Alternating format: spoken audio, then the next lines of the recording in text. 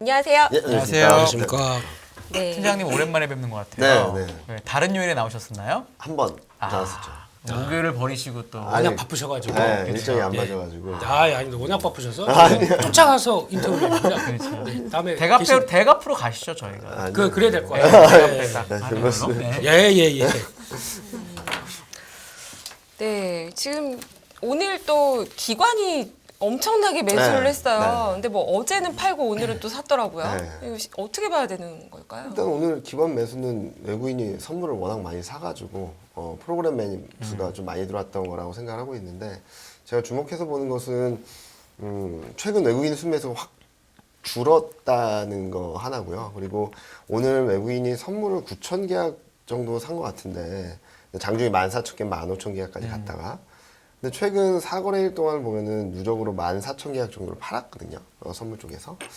그래서 외국인 스탠스가 뭔가 또 오늘 위클리 옵션 만기고 저는 진짜 위클리 옵션까지 봐야 되나 생각을 들지만 가끔가다 목요일날 이렇게 난리가 나는 경우가 있더라고요. 진짜로 저 예상하지 못했던 경우. 그래서 저도 오늘 전화를 많이 받았는데 오늘 왜 이래요 하면은 수급밖에 말할 게 없더라고요. 네. 네. 그래서 일단은 외국인이 현물을 사는 것을 되게 조금 자제하고 있고 선물 가지고 샀다 팔았다를 굉장히 세게 하고 있는데 아마 내일쯤 가면은 방향성이 좀 더 명확해지지 않을까라는 말씀을 드리고 있고요.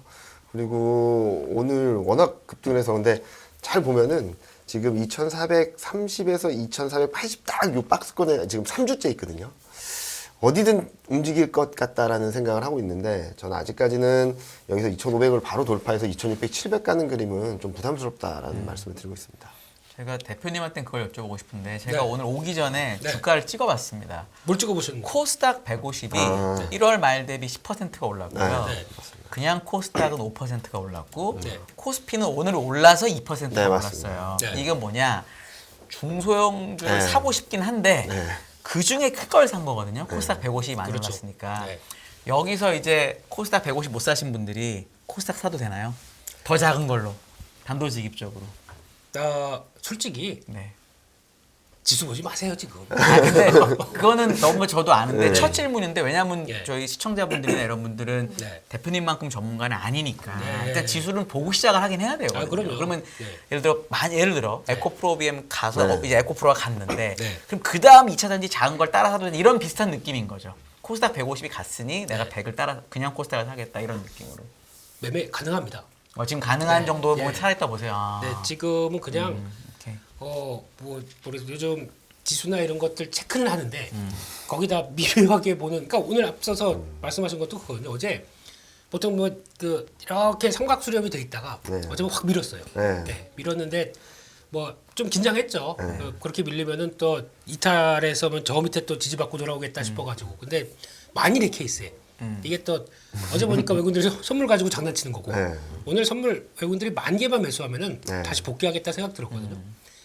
역시나 또 진 나오지 않습니까? 그러면 이게 고점권이라고 저희가 본다고 하더라도 이게 변동성이지. 그렇죠. 예, 추세는 뭐 무너진 거 없고요. 아까 팀장님 말씀하셨던 것처럼 지금 핵심은 그거 같습니다. 만약에 여기서 외국인들이 그나마 현물 매수 들어온다. 2,500 안착하려고 들어갈 것 같습니다.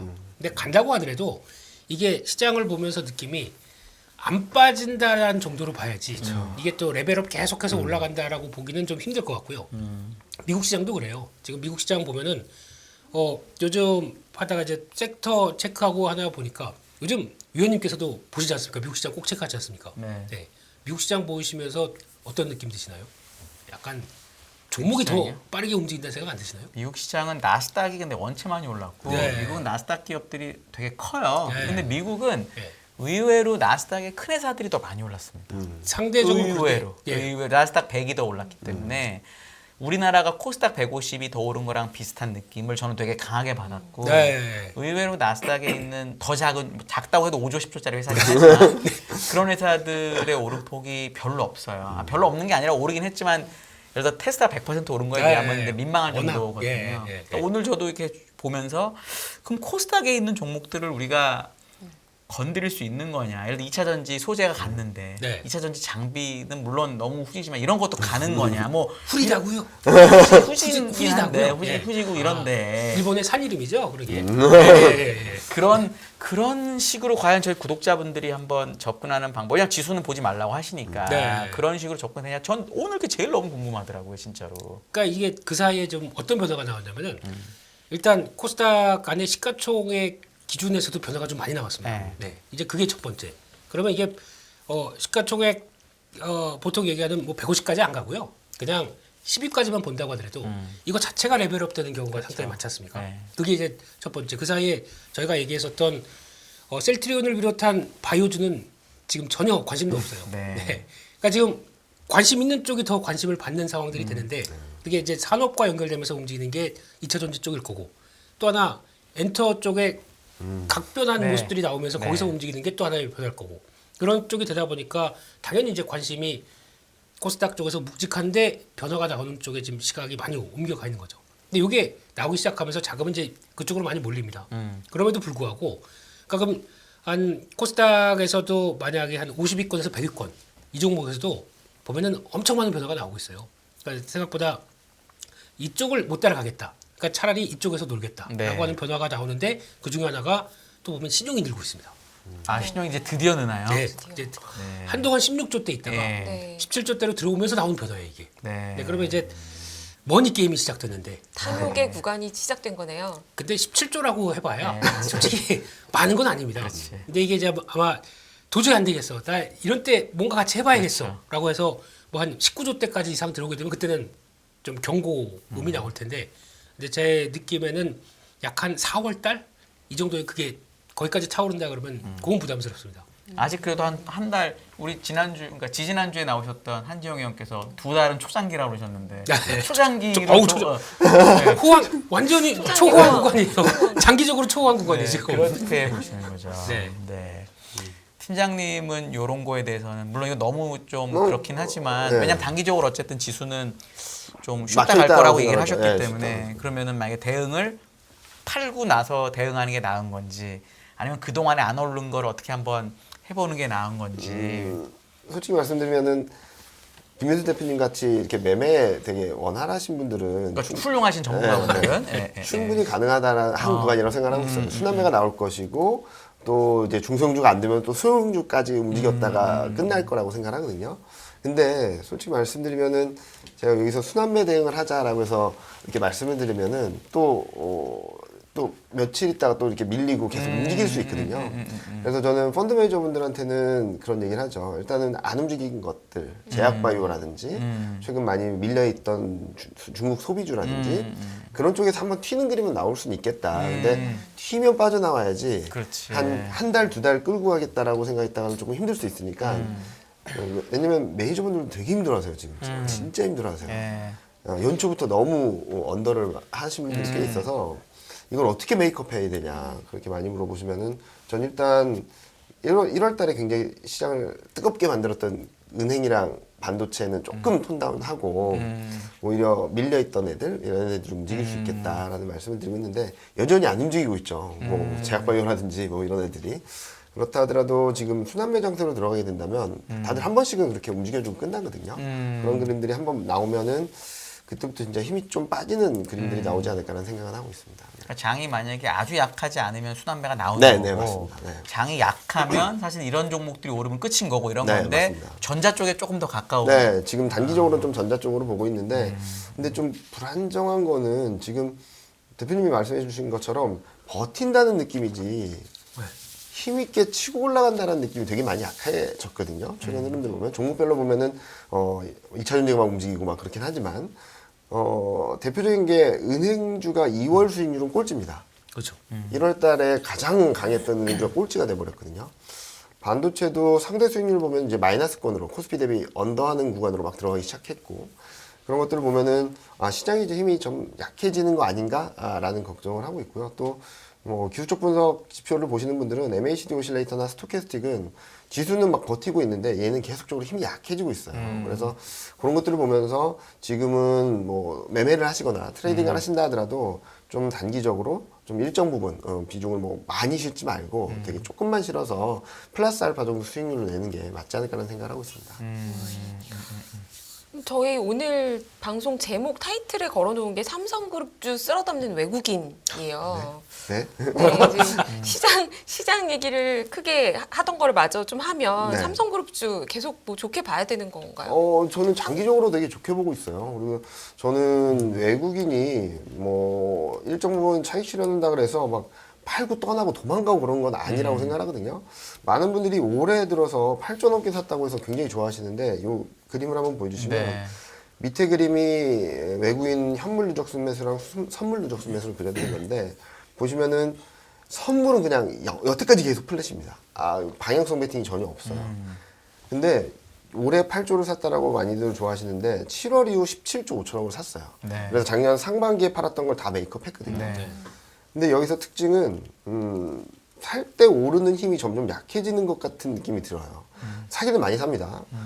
7, 8월 달에 6조 4,500을 샀을 때 270포인트 올랐고요. 10월, 11월 달에 7조 6천억을 샀을 때 370포인트 올랐고 이번에는 8조를 샀는데 300포인트밖에 못 올랐어요. 그래서 사는 규모는 점점 세게 사고 있는 건 맞는데 그 힘이 조금씩 약해지는 것이 아닌가라는 좀 걱정을 하고 그리고 외국인이 파는 것도 아닌데 왜 이렇게 겁먹냐 왜 이렇게 조심하자 그러냐라고 하는 거는 9월 한 달 동안에 2조 5천억을 팔았는데 410포인트가 빠졌고요. 네. 그리고 12월 한 달 동안에 1조 7천억을 팔았는데 320포인트가 빠졌죠.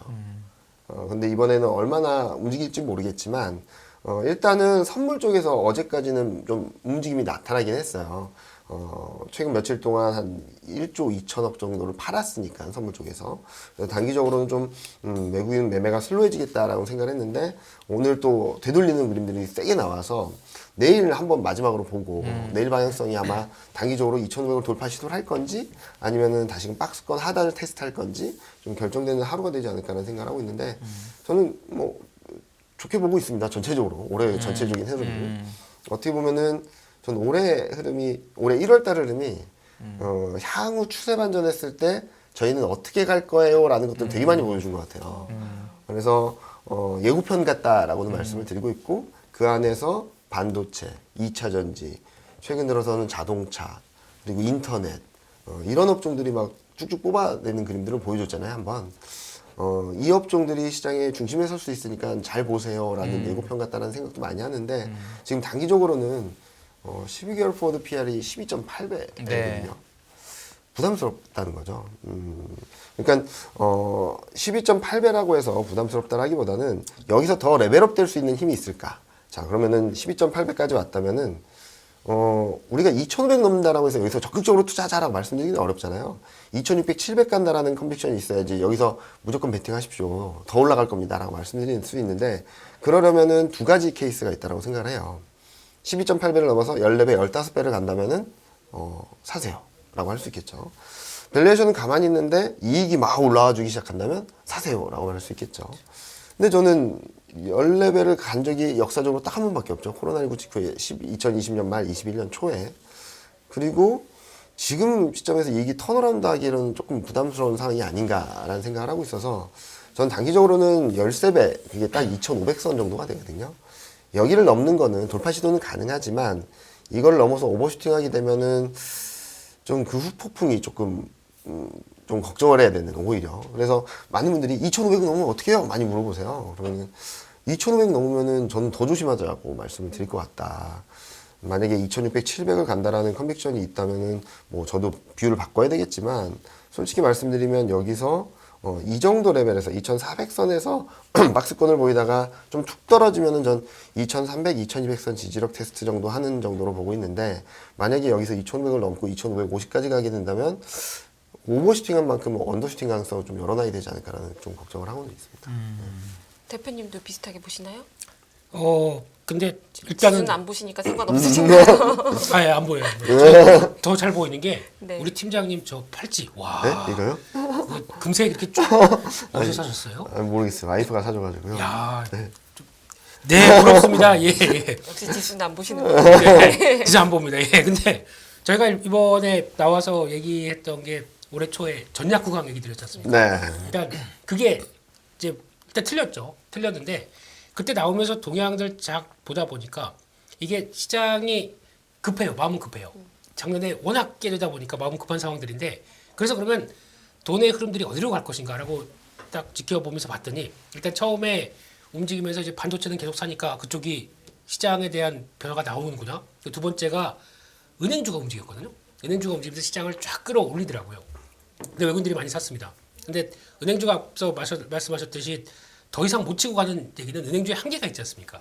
저희가 알고 있는 관치금융 그거에 대한 뭐 그 흐름 그대로 나오다 보니까 역시 한계가 있어라고 하게 되면 거기서 나온 자금이 또 어디로 가느냐 또 중요한데 이게 잘 보니까 자동차로 가네요. 네. 예, 그러니까 은행으로 들어갔었던 자금에 베팅이 들어갔던 거는 첫 번째는 싸다란 논리로 들어갔던 자금들이거든요.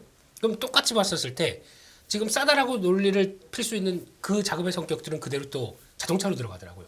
그러니까 그렇게 바톤 터치가 나오는데 둘 다 또 싸다란 특징이 있는 거와 함께 또 하나가 뭐가 있냐면 자사주 매입소가 이게 은행주에서도 나왔던 아이디어였습니까? 근데 한다고 하더라도 정부가 저렇게 나오게 되면 여기서는 한계를 보일 거야라고 하는 쪽이 나오다 보니까 좀 지금 제가 보기에는 단기 추세 다 이탈을 하기 시작하더라고요. 은행주도. 그러면 좀 재미가 없죠. 근데 자동차 쪽은 똑같습니다. 이번에 정의선 회장이 바뀌면서 나왔던 상황들이 똑같이 지금 기아차도 5천억 이제 앞으로 2027년까지 자사주 매입해서 매번 그 중에 일정 부분 다 소각한다고 얘기 나왔었죠. 그러면 싼데 주주 가치가 변한다는 거에 베팅이 지금 들어오는 상황들이고 요즘 보니까 기아 같은 경우는 거의 자사주가 다 사더라고요. 현대차증권 들어오면서 계속 매수 들어오는 거 이건 다 자사주 아닙니까? 이렇게 들어오면서 하나의 축을 만들어 간다는 것과 같이 또 외국인들 베팅 같이 들어오다 주다 보니까 이런 현상이 나왔고요. 현대차도 마찬가지예요. 현대차도 지금 7천억 자사주 매입해서 3년 동안 들어간다라고 하는 모습들이 이게 결국에는 지금 아까 말씀하셨던 밸류나 실적 관련된 쪽으로 봤었을 때 되는 한계를 지금 대한민국 전체에 대한 어떤 주주 가치에 대한 변화들을 이끌면서 나오는 변화들은 오히려 좀 바뀔 수 있는 흐름들이 나오겠죠. 근데 그게 이 밸류 자체나 실적 EPS 상향으로 인해서 나오는 변화가 아니라고 하더라도 어떤 내부적인 힘들이 좀 보이는 거지 않습니까? 이건 의미가 있다고 봐야 될 것 같고요. 그리고 또 하나 이제 2,500선이 13배다. 근데 지금은 실적이 안 나오죠. 근데 만약에 하반기 때 돌아가기 시작하는 게 보인다. 그럼 열 수 있는 거지 않습니까? 그러니까 그거에 대한 부분들은 지수 안 보는데 왜 이렇게 오래 얘기하죠? 근데 궁금해하시니까. 네, 그거는 가능성을 보고 만약에 또 땡겨서 움직인다라고 하게 되면 변화의 요인들은 있다고 생각합니다. 근데 지금 시장은 결국 그거예요. 그러니까 아까도 말씀드렸지만 마음이 급해요. 근데 작년에 다친 거 좀 빨리 복구하자라는 쪽에서 이런 여러 가지 투자 아이디어들이 하나씩 터지기 나오기 시작한다라고 하게 되면 거의 그냥 반응하는 거죠. 그러니까 즉각적으로 반응하고 일단 채워놔야 돼요. 이런 욕구가 마음이 약간 급하면서 움직이는 흐름들이 벌써 보니까 수익률을 1월 달에 많이 끌어올리고 2월 달 같은 경우도 종목적으로 끌어올리더라고요. 이게 한번 붙기 시작하게 되면 쉽게 안 커집니다. 한국 시장은. 그래서 종목 장세가 펼쳐졌을 때 나는 대형주 중심으로 플레이를 하는 분들은 못 따라오세요, 솔직히. 근데 종목 장세가 펼쳐지는데도 저희가 그러니까 만약에 내가 1억이 있는데 그러니까 만약에 한 5억을 매매하는데 1억 정도도 하나 베팅할 수 있어라고 하는 종목의 그런 종목군들이 움직이기 시작하거든요. 그러면 이분들도 다 동참한다는 얘기입니다. 근데 거기다가 그러니까 충분히 1억 정도 베팅해서 20-30% 수익 낼 수 있는 종목들이 나오기 시작하는 거는 이거는 좋은 현상이거든요. 시장에 대한 뷰를 지수와 함께 또 이제 하단 상단부 두고 이렇게 할 필요는 저는 없다고 생각됩니다.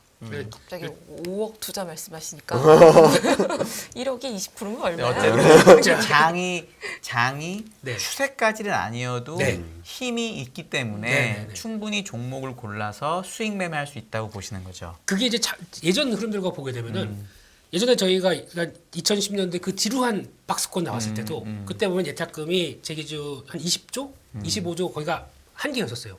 그 정도의 관심이었는데 지금 작년에 그렇게 고생을 했어요. 그러다가 그러면 이제 도저히 못해 한 2,400 가면은 그냥 다 팔아버릴래 하고 나와야 되는데 그러지가 않습니다. 지금도 예탁금 보면은 한때 뭐 50조 잠깐 넘기다가 45조, 50조에서 계속 왔다 갔다 해요.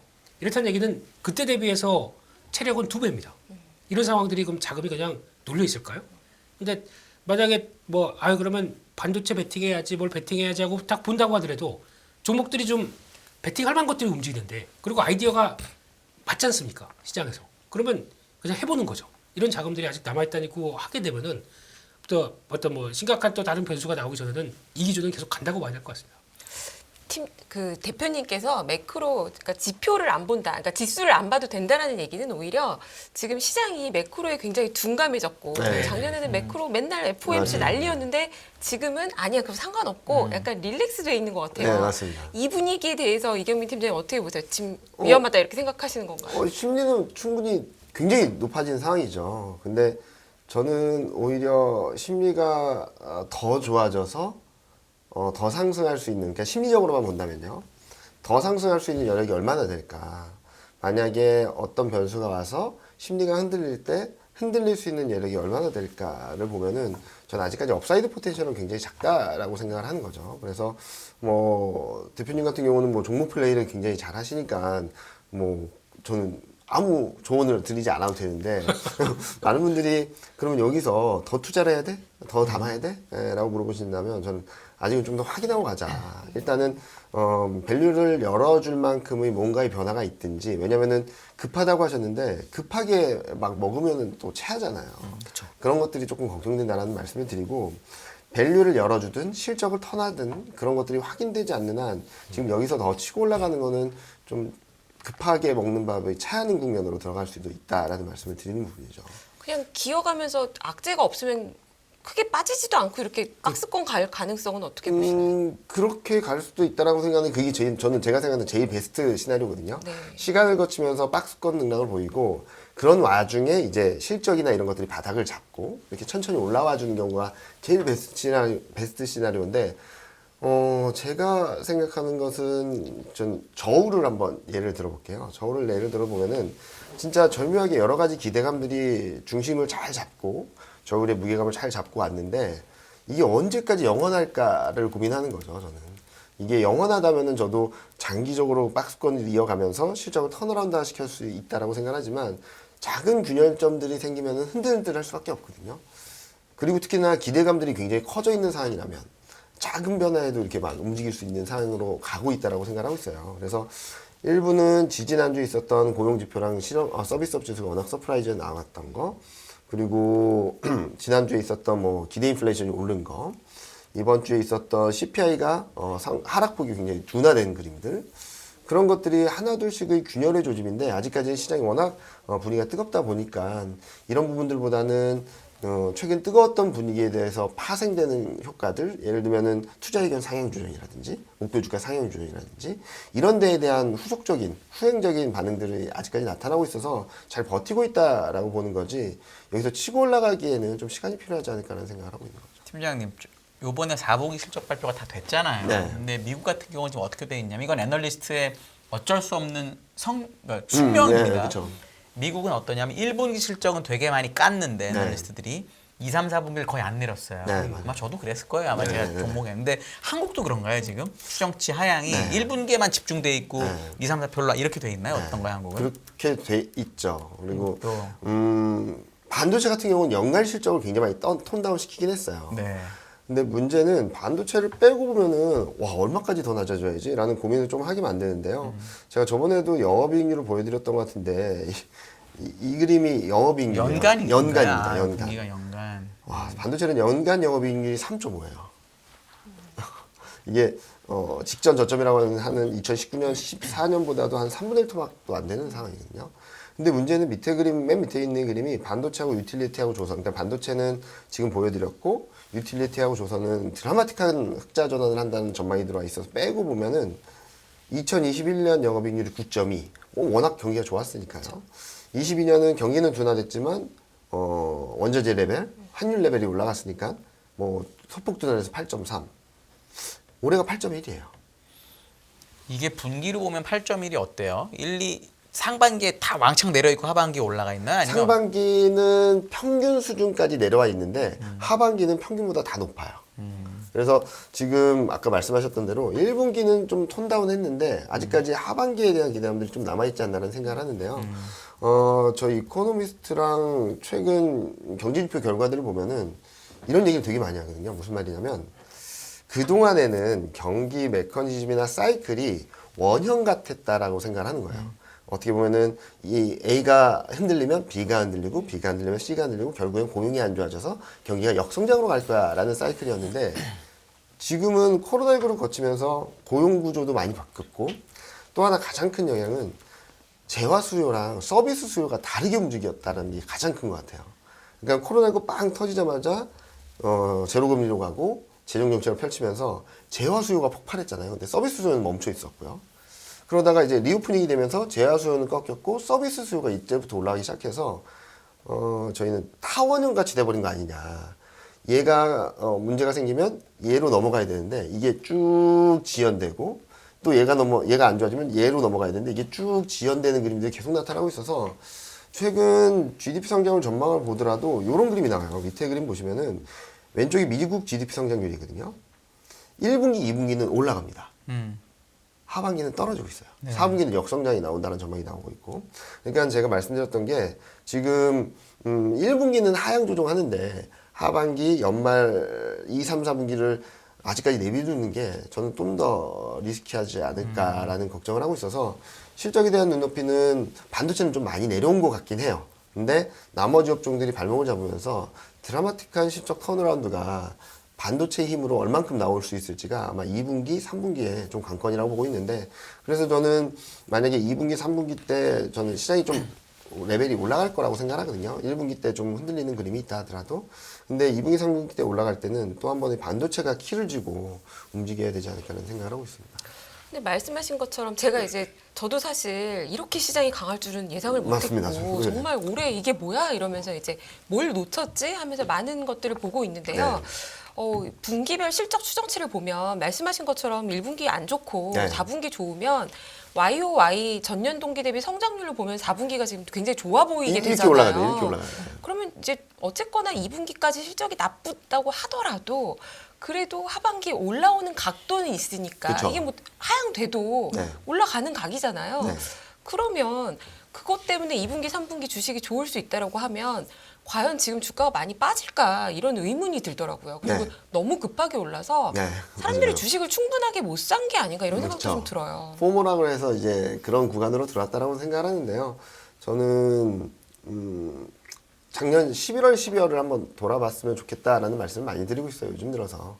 왜냐면 그때도 2480, 2500 터치하는 그림들이 나오면서 분위기가 굉장히 뜨거웠었는데 곧바로 내려왔었거든요. 그런데 지금은 그때보다는 분위기는 더 좋은 것 같죠. 왜냐면은 종목별로 움직이기도 하고 대형주들이 한번 움직여줬고 그러면서 중소형주로 움직이고 이런 그림들이 굉장히 좋은 그림은 맞는데 저는 지금 시점에서 그런 기대감들이 주가에 일정 부분 녹아있다라고 생각을 하는 거고 이런 기대감들이 좀 흔들리게 된다면 시장이 조금은 밀렸다 가지 않을까. 솔직히 말해서 저희가 예상했던 레벨보다 그러니까 2100 밑으로 가는 그림까지 나올지에 대해서는 저도 약간의 퀘스천 마크가 있는데 고민스럽죠. 왜냐면 밸류에이션으로 답이 안 나옵니다. 하단에 대한 답이. 왜냐면은 지금 191포인트까지 떨어졌거든요. EPS가 12개월선 EPS가. 그러면은 11배를 하더라도 2130이 깨집니다. 11배를 가도. 12배를 해줘야 2100, 2200선 정도가 나오는 거죠. 그래서 저도 지금 하단에 대한 고민들 하고 있는데 그럼 PBR로 하면 어떠냐라고 막 물어보시는데 PBR도 ROE가 지금 올해는 7%가 깨져버렸죠. 그런 상황이라서 ROE PBR로 하면 또 비싼 구간으로 들어와 있어요. 여러 가지를 해보고는 있는데 하단에 대한 고민을 굉장히 많이 하고 있는데 지금 제가 생각하기에는 하단에 대한 고민보다는 지금 상황에서 더 사야 될지 아니면 따라가야 될지에 대한 고민을 물어보신다면 전 아직까지는 좀 톤다운하고 조금만 더 확인하자. 아직까지는 저는 매수 기회가 한 번 올 텐데 그게 좁다면 좁죠. 뭐 예를 들어서 2480, 2500에서 2300이라고 한다면 200포인트 정도잖아요. 근데 어떤 분이 보시면은 이게 되게 작은 거라고도 생각할 수 있겠지만 최근 증시 흐름들을 움직이는 거 보면은 종목별로는 10%도 떨어질 수 있는 룸이거든요.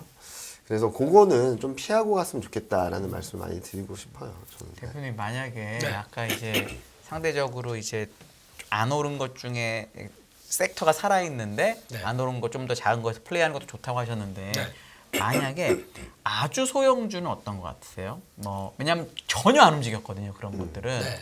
뭐 보고 천억짜리 뭐 이런 것들은 이게 장이 살아 있으면 그런 게 한 번은 무조건 튈 거고 안 살아 있으면 가는 건데 어떤 것 같으세요? 중대형급이 낫고요. 소형주는 소형은 아직은 아닌 것 건드리시면 안 될 것 같습니다. 아. 왜냐하면 그 정도까지의 변화가 안 오는 게 일단 소형주라도 만약에 뭐 시총 2천억대 밑에 뭐 1천억대 밑에 이런 종목들 같아요. 같은 네, 경우도 1,000억, 2,000억 사이 보통 네. 제일 많이 보시는 거예요. 일반적으로. 이런 게 반응하는 경우가 있어요. 음. 이번에 보니까 실적 발표 쭉 나오는 거 보면은 하루에 만약에 며칠 전에 한 50개씩 발표됐지 않습니까? 눈에 띄는 게 10%도 안 돼요. 그만큼 다 이게 감익이 상당히 컸다는 얘기겠죠. 근데 그런 쪽에서 갖고 있는 그러니까 이게 실적이 왜 잘 나왔지?라고 봤었을 때 대답을 할 수 있는 종목들은 갈 수 있습니다. 그거는 아마 그렇게 되면은 이게 왜 잘 나왔지가 대답이 되고 그게 올해도 괜찮겠지라고 하는 두 가지만 연결되면 갑니다. 근데 그게 많이 안 보이더라고요. 지금 그리고 안 가 있는데 실적 잘 나왔고 네. 다음 분기 잘 나올 것 같으면 충분히 봐도 좋다라는 거죠. 대표적으로 그런 것들도 있죠. 만약에 지금 상황에서 뭐 음식료가 좋다. 라면 잘 팔렸다. 그럼 라면 관련된 쪽에서 같이 들어가서 팔리는 뭐 스포업체들 같은 경우 시총이 1,000억이 안 돼요. 맞아요. 네. 그리고 식품 첨가제 같은 경우도 그 사이에 저희가 온라인 배송이 얼마나 늘었지 않습니까? 그거로 인해서 그 가세되면서 그러니까 실적이 좋아진 회사들이 있어요. 근데 그걸 전혀 반영이 안 돼 있어요 지금 주가에는. 작은 종목들은 지금 거의 안 움직였어요. 네. 아주 작은 것들은. 그런 거 같은 경우는 일단은 저희가 이제 체크는 해놓고 둬야겠죠. 두는데 어떤 변화가 돼서 하였냐면은 이제 다른 중대형급들 막 돌았어요. 야 이런 종목도 있었네. 그리고 거래 확 쓰면서 변화가 한번 나올 때 그때 따라가도 됩니다. 소형주는. 아니 왜냐면 소형주가 사기가 힘든데 네. 올라갈 때 따라 샀다 물릴 것 같은 분들은 아, 공부를 소형주- 제대로 돼 있으면 네. 거래 안 될 때 조금씩 사갖고 올라갈 때 파는 건 아니에요? 그럴 그렇게는 것 안 같으시죠. 하나요? 네. 개인 투자자분들한테 이런 얘기를 많이 들었는데 네. 결국에는 그렇게 안 하시더라고요. 설 때 네, 사시는군요. 보통 그렇게 설득합니다. 근데 소형주도 그래도 됩니다. 그게 신호입니다. 그리고 내가 이제 거래 많이 붙을 테니까 갈게 하는 신호거든요. 근데 이게 뭐 중대형주도 다 비슷하긴 한데 네. 소형주는 그래서 그러니까 만약에 관심 종목 쭉 넣었는데 뭐 소형 보면은 관심 종목 쪽이 약간 아예 그런 쪽 관심은 없는데 그런 종목들 넣어놓을 수 있죠. 네 넣어놓는데 그게 튄다 그러면 사보셔도 돼요. 그런 그게 이제 아마 이제 따뜻한 물에 이렇게 쭉 내려오는 과정이겠죠. 네, 그런 건 되는데 소형주 하지 마세요. 지금 소형주 안 해도 지금 왜냐면 많습니다, 제가 지금. 왜 자꾸 이걸 여쭤보냐면, 네. 그러니까 오늘 제가 이제 이제 조금 전화가 이제 오는데 네. 너무 이렇게 시세가 낮잖아요. 예. 그러니까 전문가들은 난 거에서 어떻게 해보려고 하는데 네. 일반적인 사람들은 이건 이렇게 됐으니까 네. 더 싼 안 거. 오른 네. 거를 자꾸 찾게 돼 있어요. 그건 어쩔 수 맞습니다. 없이. 예, 예. 근데 뭐 그런 걸 찾는 사람들이 보통이 아닐 거기 때문에 뭐 여쭤보는 거예요. 그렇게 네. 해도 되는 거냐? 네. 아니면 그렇게 그러- 하지 말라는 거냐? 그러면 차라리 그런 게 좋을 것 같습니다. 만약에 지금 2차 전지 섹터가 움직이잖아요. 2차 전지 섹터가 움직이는데 아마 이제 에코프로가 움직이는 과정에서 나오는 이제 파생적인 흐름들. 어차피 에코프로 같은 경우도 그거지 않습니까? 지금 이걸 보니까 지금 그럼 반대로 에코프로가 지금 20만 원대 들어와 있습니다. 네. 네, 우리 위원님께서는 많이 올랐다고 보세요? 아직도 에코프로가 제가 그래서 오늘 주가를 봤어요. 아, 예. 에코프로가 1년 반 전에 주가가 얼마였는지 혹시 아시나요? 2011년 한 10월쯤 얼마였을 것 같으세요? 그때? 2만 아니에요. 10몇만 원이었어요. 에코프로가. 저거 등장 아니 그냥 기준으로 주가. 그냥 주가 그게 기준으로, 예, 예. 빠졌다가 지금 다시 올라온 아, 거예요. 예, 예. 그러니까 사실은 네. 좀 길게 보면 그러니까 아주 옛날부터 하면 엄청 오른 거지만 네. 안 올랐다고 생각할 수도 있어요. 사람마다 생각이 다른 거고 네. 삼성 SDI가 75만 원인데 네. 옛날에 고점하고 비교하면 또 어떤 거냐. 그렇죠, 그렇죠. 뭐 이런 것도 있기 때문에 네. 거기서 플레이해도 되고 네. 반대로 한 달 동안 에코프로 2배 올랐네. 네. 그럼 에코프로 에코 뭐가 또 없나 이렇게 생각할 수도 있는 거고. 그렇죠, 그렇죠. 그래서 그런데 대부분의 일반인 분들은 다 후자예요. 거의 다 후자거든요. 그렇죠. 딴 거 뭐 네. 없냐라서 그러다 보니까 사이즈로는 최중소형주가 진짜 안 움직였고 네. 뭐 이러다 보니까 여쭤본 거예요. 네. 아니 근데 이게 왜 그런 얘기를 드렸냐면은 지금 2달 정도를 보게 되면 와 2배 갔네 이게 보이시는데 아까 위원님처럼 이제 좀 전문가분들 같은 경우 보면은 아니. 길게 봤을 때는 이게 그러니까 결국에는 긴 박스권의 탈피거든요. 네. 그 탈피를 했던 게 보게 되면 저희가 에코프로 볼 때 항상 그거 하지 않습니까? BM 지분 한 46.7% 갖고 있다 보니까 그 더블 카운팅 빼도 지금 보면 7조예요. 뺀다고 하더라도. 근데 여기서 질문. 네. 삼성물산이 오늘 시가 그 자사주 매입 자사주 소각을 10% 넘게 해요. 네. 근데 주식이 음봉 나고 3%밖에 못 올랐거든요. 네, 네. 얘도 전자랑 막 바이오랑 막 빼면 뭐 완전 초강력 디스카운트인데 네. 그럼 이런 애도 돼요? 이런 애 주가 안 올랐는데? 그 차이가 있는 것 같아요. 그러니까 이게 해석하는 차이가 좀 다른 것 같은데 삼성물산은 보면은 의도가 좀 보이잖아요. 아니 뭐, 그러니까 우리 이제 너무 꼬아보지 말고. 그 얘기하신 게 지금 그 논리를 네. 적용하면 네. 예를 들어 물산이 시총이 얼마인데 네. 전자 빼고 바이오 빼고 뭐 다 빼면은 네. 월락사인데 거기 자사주까지 사죠. 이러면 안 올랐잖아 거기다. 이러면서 네. 생각할 수도 있지 않나. 근데 제가 보면 그래서 오늘 봤어요. 네. 이것도 한번 그러면 변화가 나오나 싶어서 봤는데 힘이 없더라고요. 힘이 없어요. 네. 음봉 났어요. 네. 오늘 그러니까 음봉 났는데. 이거랑 차이가 다른 게 네. 그럼 삼성물산에 그러면 일단 본업 보자. 나머지 뭐 어차피 회사의 삼성그룹의 중심이니까. 근데 본업 보고 이렇게 쭉 봤는데 본업은 본업은 건설이지 건설이니까, 않습니까? 예. 네. 죄송합니다만. 네. 좀 잘못이네요. 네. 그러면 이제 일단 관심이 좀 떨어지는 거죠. 네. 거기가 일단 중요한 것 같고. 근데 에코프로의 차이는 제가 보기에는 거는 만약에 삼성물산이 더블 카운팅 된 것만 많고 뭐 나머지 비상장도 많겠죠. 네, 많은 가운데서도 물산의 가치가 부각받으려면은 차라리 본업과 함께 숨겨진 뭐에 대한 가치를 좀 얘기를 해줘야 될 것 같아요. 근데 지금 오늘 딱 나왔던 얘기는 다 그래요. 에이 상속세 뭐 이것만 얘기를 하고 있으니까 저희가 당연히 주가는 그렇게 나올 거고. 근데 아까 에코프로는 그러니까 지금 그게 지분이 한 50%가 안 되는 회사들이 안 돼요. 몇 개 있고 예. 지분 100% 가까이 있는 회사들이 알짜 같은 회사들이 많거든요. 대표적으로 이노베이션만 보세요. 에코프로 이노베이션 같은 경우 작년 실적 보고 깜짝 놀랐습니다. 이게 연간 매출이 4천억대예요. 1년 대비해서 10배 올랐습니다. 분기 영업이익이 600억 나요. 곱하기 4하면 2,400억 나요. 수산화 리튬 가공하는 회사거든요. 이게 이 정도로 커 있는데 그러면 이거 밸류 주면 10배만 줘도 2조 4천억입니다. 에코프로 시총이 지금 올라서 6조예요. 이거 그럼 어떻게 설명하죠? 비상장인데? 그럼 이것뿐만 아니라 에코프로 CNG 있죠. 거기다가 에코프로 뭐 HN 이런 거는 별거 아니고 AP 같은 경우도 솔직히 그냥 산소질소 공급에다가 이게 만든 회사니까 뭐 190몇 프로 갖고 있다고 하더라도 별거 아닌데 이거 두 개만 딱 갖고 있다고 하더라도 벌써 밸류를 어떻게 책정해야 될 것인가 확 드는데 그래서 보통 리튬 관련된 회사 저희가 많이 볼 때 무슨 뭐 리튬 하는 회사는 전혀 그거와 걸맞지 않게 벌써 이제 들어가기 시작하는 회사가 수직 계열화가 돼서 나오기 시작한다. 그러면 같이 받아야 되겠죠. 왜 디스카운트를 안 해줄까요? 원래 지주회사는 디스카운트가 국룰이. 이건 지주회사가 아니잖아요. 그러니까 일단 지분을 다 갖고 있지 않습니까? 96 중에 7% 갖고 있어요. 근데 예를 들어 50% 언더인 것도 있고 하니까 대충 그러니까 본업이 없는 회사를 갖고 있는 회사에 대해서는 보통은 다 디스카운트를 하는데 그게 차이인 것 같아요. 어차피 지금 세팅이 다 돼 있지 않습니까? 세팅이 다 돼 있는 그러니까 지금 산업의 중심이 돼서 밸류는 이만큼 받는다고 하더라도 그게 에코프로 BM이지 않습니까? 양극재 쪽에서 에코프로 BM, LLF 이런 쪽인데 그거는 그렇게 어차피 한 2, 3년 뒤에 가게 되면 LG에너지 솔루션이 북미에서 짱 먹을 거야. 그러면 거기랑 연결돼서 다 같이 움직이니까 그 정도 받는다고 하더라도 그럼 그걸 보고 밑에 있는 회사들이 가치를 받아야 될 부분들은 전혀 반영이 안 됐다고 하게 되면 누군가라도 움직이겠죠. 그게 외국인들 아닐까 싶어가지고. 그래서 네.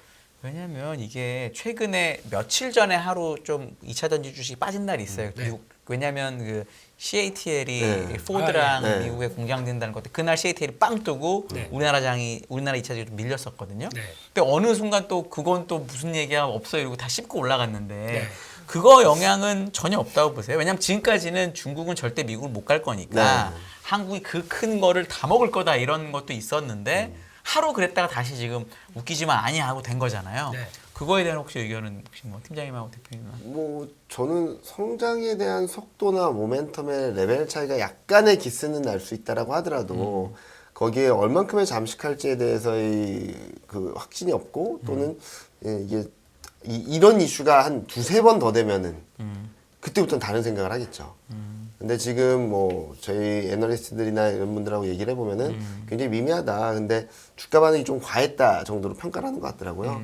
그날 하루 많이 네, 빠진 네. 게 그리고 그런 흐름들이 지속될 수 있을지에 대해서 많은 사람들이 의문을 갖고 있고 또 솔직히 말해서 미국이 또 그런 식으로 규제를 하게 되면 얼마든지 이렇게 바뀔 수도 있는 상황이 아닌가라는 기대를 하는 것 같아요. 한국은 규제 안 할 거다. 한국은 그래도 아니요, 경쟁이 중국에 대한 아니니까. 규제를 더 세게 더 세게 한다거나, 해서. 뭐 네. 그렇게 돼서, 뭐 근데 또 이제 3월달에 그 자세한 내용들이 나오면 좀 더 그쵸. 뜯어봐야 되겠죠. 그래가지고 아마 3월달이 또 한 번의 변곡점이 되지 않을까라는 생각도 조심스럽긴 하고 있는데 그런 것들을 좀 디테일하게 봐야 되지 않을까. 거기에서 진짜로 중국에 대한 압박 강도가 우리가 예상했던 것보다 CATL이랑 포드랑 그렇게 할 정도로 풀어나 있다면. 그때는 진짜 큰일이 난 걸 수도 있겠죠. 일단은 뭐 막아놓고 뭐 국내에서만 하기 때문에 글로벌 1위지 뭐 영향력이 뭐 그래서 작다, 지금까지 뭐 그렇게 했었던 그렇게 거죠. 했었던 네. 건데 거꾸로 말하면은 그만큼 생산 능력이 된다는 거잖아요. 그러면은 또 우리나라가 태양광에서 와장창 밀렸던 것처럼 그렇게 되지 않을까라는 걱정을 할 수도 있기 때문에 OCI가 그랬었죠. 네, 네. 그거를 좀 잘 봐야 될 것 같아요. 저는 이게 중국에 대한 강도, 다른 나라들에 대한 제재 이런 것들을 어떻게 디테일하게 풀어줄 수 있을지 그때가 저는 2차 전지나 2차 전지 소재 쪽은 또 한 번의 변곡점이 되지 않을까라는 생각을 하고 있습니다.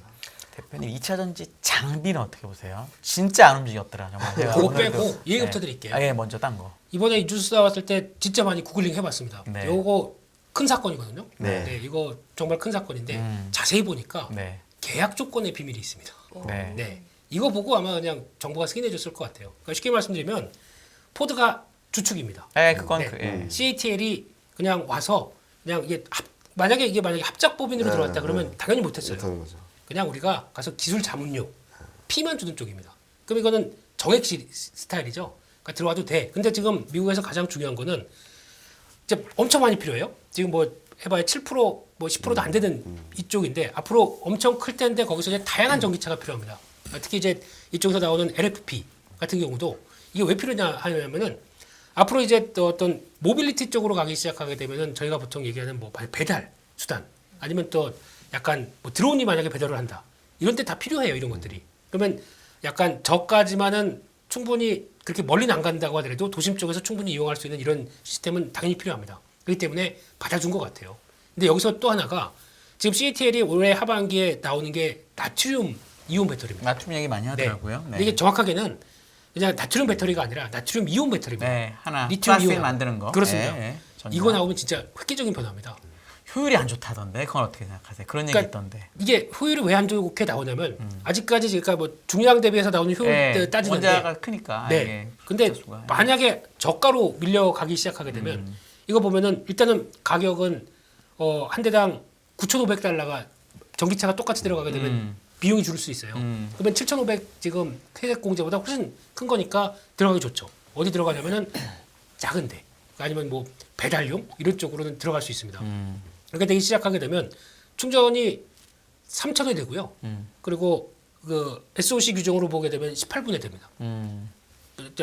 15분에 80%까지 충전이 돼요. 네. 이렇게 되기 시작하게 되면 꽤 효용이 있죠. 그래서 이것까지도 노리고 이런 식으로 들어갔다 그러면 포드가 어떤 회사입니까? 약간 국민 차임이잖아요. 네. 그러면 거기서 들어가기 시작하게 되면 조만간 GM도 이런 비슷한 계약 할 것 같아요. 그렇겠죠. 네. 근데 그게 어떤 지금 나오고 있는 어차피 또 미국 같은 경우는 좀 나라가 넓지 않습니까? 그 넓은 나라에서 이동하기 위해서는 이거 갖고는 안 돼요. 이걸 아무리 블레이드로 해가지고 압축해서 넣는다고 하더라도 할 수가 없습니다. 그러면 그 큰 걸 하기 위해서는 다음으로 넘어갈 텐데 그 중에 하나 보강하기 위해서 이 정도다라고 하게 되면 그냥 눈 감아준 것 같습니다. 미국에서는. 네. 그리고 장비 쪽은 네.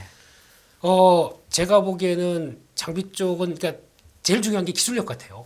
네, 이게 특화된 기술력이 있느냐 없느냐에 따라서 그러니까 저희가 보통 장비 회사 보게 되면 항상 그러잖아요. 반도체 장비주도 항상 저평가예요. 근데 갈 땐 또 가요, 근데. 셀 그냥- 때는 따라갑니다. 그게. 네, 그러니까 그 정도는 이해를 할 수 있을 것 같은데 네. 그거 빼고 그러면 지금 아직까지 또 뭐 배터리 3사가 다 완벽하게 된 상황이 아니거든요. 지금 저희가 네. LG 에너지 솔루션하고 삼성 SDI 정도만입니다. 그렇죠. SKO는 지금 됐다고 할 수가 없어요. 아직 흑자를 못 내고 있죠. 못 내고 있고 네. 수율도 아직 못 잡고 있는 그렇죠. 상황이에요. 네. 그러면 지금 삼성 SDI 같은 경우는 뭐 지금 미국에 들어가는 공장 하나 외에 또 뭔가 나와야 되겠죠.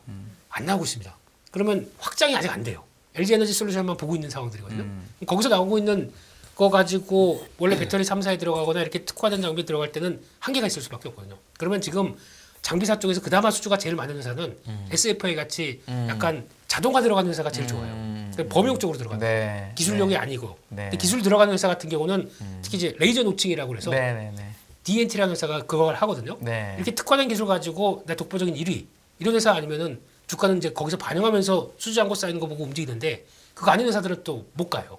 D&T도 못 가던데. 오늘도 빠졌던데 D&T. D&T 지금 최근에 급등한 종목이. 아 그런가요? 네. 근데 오늘은 좀 밀렸죠. 네. 오늘은 밀렸는데 근데 급등이라고 하기엔 다른 거에 비해서 너무 약소하던데. 장비주에서 네, 40% 일등이니까? 올라가면 급등입니다. 그런가요? 네. 네. 장비주 그렇게 많이 에코프로가 3주 만에 2배 나서 제가 그런 것만 보고 있었나 봐요. 제가 감탄하면서 들었는데 네.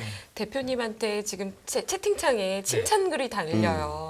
정말 아유. 엄청나게 공부하시고 그러니까. 하시는구나. 아이, 이 저는- 정도는 하셔야 종목을 팔 수 있구나. 약간 이런 메시지를 지금 주신 것 같거든요. 근데 저 또 궁금한 게 있어요. 대표님 그 2차 전지도 워낙 잘 보셨지만 네. 챗 GPT도 굉장히 초기부터 잘 보셔가지고 이것도 시청자분들이 궁금해하실 것 같은데 여전히 좋게 보시나요? 저는 그러니까 지금 반도체 메이커라고 하는 이제 삼성전자, SK하이닉스에서 요즘 한 목소리로 하는 게 AI가 반도체 사이클을 당길 수 있다라고 얘기를 하거든요. 그거를 저는 잘 모르죠. 이게 그런가 싶게 이제 가물가물한데 벌써 제조사 입장 쪽에서 그렇게 얘기하게 되면 맞는 거예요. 근데 특히 이제 거기서 반도체 사이클이 변할 때 기존 거 갖고 뭐 기존 사인 재고 가지고 이거 털어내는 게 안 되거든요. 그럼 뭔가 다른 게 나와야 됩니다. 다른 거 나오는 것 중에 하나가 지금 공략하는 게 두 가지예요. 하나가 HBM3라고 하는 쪽. 그래서 이게 고적층을 쌓기 시작해서 그걸 가지고 그러니까 지금은 AI 반도체로 들어가기 위해서는 GPU가 대세입니다. 그게 이제 뭘 보여줘야 되다 보니까 GPU가 좋아서 거기다 같이 결부해서 들어가는 메모리다 보니까 그거 개발하면서 지금 같이 움직이는 회사들이 SK 하이닉스잖아요. 그렇다 보니까 좀 당길 수 있을 거야. 라는 자신감이 좀 붙은 거고 지금 삼성도 같이 들어갔는데 삼성은 좀 더 강화시키는 게 PIM이라고 그래서 그러니까 프로세스인 메모리라고 그래서 아예 여기 연산 능력이 있습니다. 그 메모리 하나 달고도 연산이 같이 되어 있다 보니까 AI 컴퓨팅에서 가장 핵심이 클라우딩이 아니라 엣지 컴퓨팅이에요. 그러니까 쉽게 말씀드리면 이게 중앙에서 데이터를 주고받는 게 아니라 이 끝단에서도 데이터를 주고받을 수 있습니다. 이게 나오기 시작하게 되면 메모리는 또 획기적으로 클 수밖에 없거든요. 이게 나오는 변화까지 생각하게 되면 당기는 게 맞습니다. 네. 되게 제가 항상 들어서 느끼는 게 되게 긴 얘기를 가지고 짧게 매매하시는 그게 원래 진짜 고수예요. 그림을 쫙 그려놓고 수익은 이렇게 그러니까 예를 들어 제가 옛날 하루 조선 매매. 건설 같은 거 할 때도 막 10년 후에 중동을 다 먹는다 그러고 진짜 짧게 단단 치고요. 원래 그런 거예요. 원래 그렇게 해서 하는 거니까 그러니까 그건 전혀 이상한 게 아니에요. 스토리가 만들어지는 것들에 대한 것들을 사는 거잖아요. 그럼요. 그렇죠. 맞아요. 저는 되게 좋게 보고 있고, 그러니까 저희는 향후 추세 반전을 하면은 원픽이 반도체라고 계속 말씀을 드리고 있거든요. 근데 그런 변화들이 조금씩은 나타나는 것 같다라고 생각하고 있어요. 근데 저 같은 탑다운으로 보는 입장에서는 저게 언제쯤 될까 이런 고민을 하고 있는 거죠. 항상. 근데 진짜로 그래서 저는 2016년, 17년 얘기를 되게 많이 말씀드리는데 그때도 예상하지 못했던 서버 수가 폭발적으로 들어오면서 2017년에 더 날아간 건데 완전 대형 주장이 났죠. 네. 네. 그런 그림들이 조금씩 만들어지는 것이 아닌가. 그래서 저는 아까도 말씀드렸지만 23년 1월, 2월이 예고편 같다라는 얘기를 되게 많이 말씀드려요. 언젠간 될 겁니다. 언젠간 될 건데 지금 너무 단기적으로 그런 것들이 어떻게 이 한 달 반 만에 뭐 그렇게 많은 이슈들이 들어왔을까? 금리나 중국 경기 회복, 반도체 턴어라운드, 챗GPT, AI, 로봇 뭐 들어올 수 있는 거 다 들어온 것 같다는 생각을 하는 거거든요. 그래서 저는 분명히 긍정적인 그림들이 하나둘씩 퍼즐이 맞춰질 텐데 지금은 그런 퍼즐에 대한 기대감들이 일단은 세게 들어왔고 그거를 풀어내는 과정들이 좀 불편할 수 있다 정도로 말씀을 드리는 부분이죠. 그래도 굉장히 1월에 오른 거를 관심 종목에 넣어놓고 네, 빠질 때 맞습니다. 사라. 네, 저는 그래서 이런 그림들도 말씀드리지만 24년 이익 기여도를 보면은 올해 1월달에 올랐던 애들이 다 최상이에요. 반도체, 화학, IT 가전, 그리고 자동차, 그리고 인터넷, 은행은 좀 꺾이긴 했지만요. 이런 업종들이 실적이 24년에 플러스 된다라고 한다면 좀 그림이 더 이렇게 탄탄하게 만들어지는 그림이겠죠. 그래서 저는 이번에 올랐던 업종들 중에 반도체하고 인터넷은 와장창 깨지는 그림이라기보다는 지금 반등한 정도의 50% 정도만 내려오면 진짜 좋은 매수 차이시고 전저점을 가면은 뭐 속된 말로 그냥 완전히 올인해도 되는 그런 삼성전자 그림이라서. 기준 마이너스 10%네요. 네네. 그러면 여기 하이닉스 기준 마이너스 15%. 네, 그 정도면 뭐 그냥 올인해도 되는. 그러니까 저는 절반 정도 내려왔을 때부터 무조건 사 들어가기 시작하자라는 말씀을 드리는 거고요. 근데 그런 그림들이 나올 수 있을지에 대해서 의문이 되게 많으시더라고요. 하여튼 1분기에는 나올 것 같다고 보시는 거잖아요, 네. 지금 그죠? 일단은 심리가 어느 정도까지 왔나를 좀 보여드리면요. 요 밑에 그림이 Fear and Greed Index라고 해서 많은 분들이 보실 수 있는 거 CNN 머니에서 매일 업데이트 되는 거죠. 근데 고점을 뚫고 올라가는 것 같은 그림인데 익스트림 그리드를 넘어서 어디까지 갈까? 또는 여기서 심리가 좀 꺾여서 내려온다면 어디까지 내려올까를 한번 보고요. 그리고 또 하나는 요 밑에 위에 그림은 매크로 리스크 인덱스라고 해서 여기서 몇 번 말씀드리긴 했는데 이게 또 한 번 0.2 갔다 이렇게 좀 0.5 이쪽으로 올라오고 있어요. 그러면은 여기서 다시 0.2로 가는 것과 0.8 이상으로 가는 것이 거의 반반이라고 볼 수 있겠죠, 이거는. 근데 맨 밑에 그림은 빅스인데요. 18%에서 20%가 계속 지금 몇 달째 놀고 있죠. 자, 그러면은 요 세 가지 지표를 믹스해봐서 심리가 더 그리드 영역으로 더 가서 그리고 변동성은 더 낮아져서 레벨이 올라갈 수 있는 룸과 심리가 좀 꺾이고 변동성이 다시 한번 좀 반등을 해서 좀 흔들릴 수 있는 룸을 본다면 전 아직까지 흔들릴 수 있는 룸이 더 크다라고 보는 거라서 지금은 조금 조심하자는 말씀을 드리는데 그렇다고 해서 뭐 작년처럼 제가 반등하면 무조건 파세요라고 하는 게 아니라 이번에는 좀 흔들리면은 사야 되는 구간인데 조정시 매수, 조정시 매수, 반등시 매도가 아니라 반등시 매도가 느낌이 아니고. 다릅니다. 이건 네네. 느낌이 다릅니다. 네. 네. 제가 거의 1년 반 만에 네, 느낌이 다른 겁니다. 명백히 말씀드리는데, 다릅니다. 확실히 바뀌었네요. 네. 근데 지금 한 번 기회가 더 올 것 같은데 지금 많은 분들이 조바심을 낼 수 있는 구간이다라고는 생각을 하거든요. 근데 저는 올해 1분기는 심리랑 정반대로 매매하자라는 말씀을 많이 드려요. 그러니까 여기서 못 따라갈 것 같으면은 놓칠 것 같은데라고 할 때는 조금 자제하고 와 여기서 더 떨어지면 나 이제 따라서 더 떨어지는 거 아니야? 이게 뭐 2,200 갔는데 2,000 깨지는 거 아니야? 막 네. 이럴 때 오히려 사야 되는 거고 그렇게 매매를 하시면은 1분기 중에는 잘 모아놓으셨다가 2, 3분기에는 저희는 2,600 이상 그 이상으로 열려 있다라고 생각하고 있고 내년에는 더 좋은 그림이 만들어진다라고 생각하고 있어요. 진짜로 그렇게 보고 있어서 요번에 좀 조바심 내지 않고 천천히 매매하셔도 충분히 수익을 낼 수 있는 구간으로 들어갈 수 있다고 보고 있습니다. 저 대표님 제가 네. 진짜 마지막인데 저는 네. 3월 1일 날 테슬라가 이제 인베스터 데이를 합니다. 그렇습니다. 여러 가지가 나온다는 말이 있지만 사실 아무도 모르죠. 여기서 만약에 우리 이제 네바다에 네. 100기가와트아워 지어서 네. 200만 대를 우리가 이제 알아서 할게. 네. 그냥 50kW라고 치고 네. 한 대당.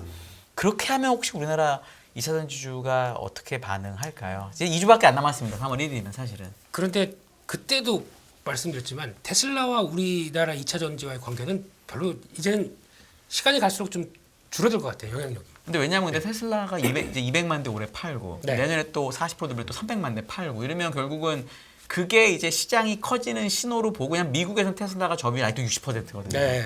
그러면 LG엔솔만 팔고 뭐 이렇게는 하지만 네. 그게 없어지면 그럼 뭐 왜냐면 나머지랑 또 싸워야 되니까 나머지 회사들에 대해서. 저는 네. 점유율은 떨어질 거라고 봅니다. 판매량은 늘어도. 무슨 얘기인지 테슬라가? 알아요? 예. 네. 왜냐면은 이 파이 자체가 커지니까요. 전기차 파이 자체가 커지니까. 그렇게 되면은 그러면 이제 LG에너지 솔루션을 비롯한 우리나라 배터리사들은 테슬라만 바라보고 있는 거 아니거든요. 그러니까 전기차 많이 나올수록 제일 좋습니다. 모델이 새로 나오는 게 제일 좋은 거고요. 그러면 그거를 바라보고 있다 보니까 거기서 공장이 들어가는 거지. 테슬라가 그렇다고 한다고 하더라도 솔직히 뭐 이거 똑같은 얘기거든요. 내재화한다는 얘기 똑같은 얘기 나오는데 내재화 쉽지 않아요.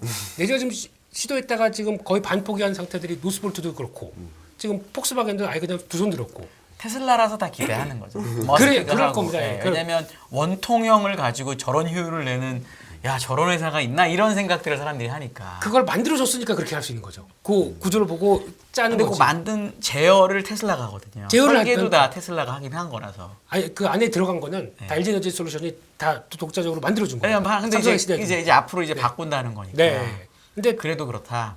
제가 보기에는 그럼 거기 들어가면 그래 그럼 해봐라. 지금부터 소재 다 구하고 라인도 그래서 투자하고. 소재 계약 다 했대요. 그리고 나긴 기사 나더라고. 제가 보기에는 쉽지 않을 걸요. 예. 네. 그 한다고 하더라도 만약에 그러면 지금 가장 테슬라의 핵심은 뭐냐면은 일단 모델을 좀 바꿔야 돼요. 네. 이번에 이제 셈이 나온다고 하니까. 그거 3천만 원대 중반짜리 나오는 아니, 거. 트럭 큰 거. 그거. 그 사이버 트럭 얘기하시는 거잖아요. 아니, 세미가 픽업 트럭이고 그다음에 사이버 트럭은 좀 나중에 나와. 세미가 먼저 나오고. 올해 하반기에 트럭 나오고 중간에 네. 셈이 나오는 게 지금 얘기 나오는 게 그겁니다.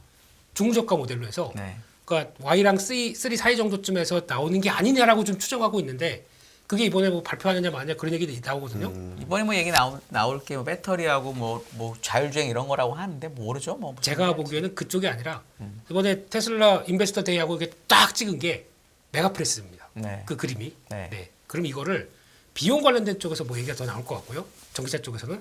근데 저는 그쪽이 아니라 에너지 관련된 쪽에서 얘기를 좀 업그레이드 되게 나올 것 같습니다. 특히 지금 어차피 지금 기반은 ESS에서 나오는 탄소 배출권 가지고 잘 먹고 살았어요.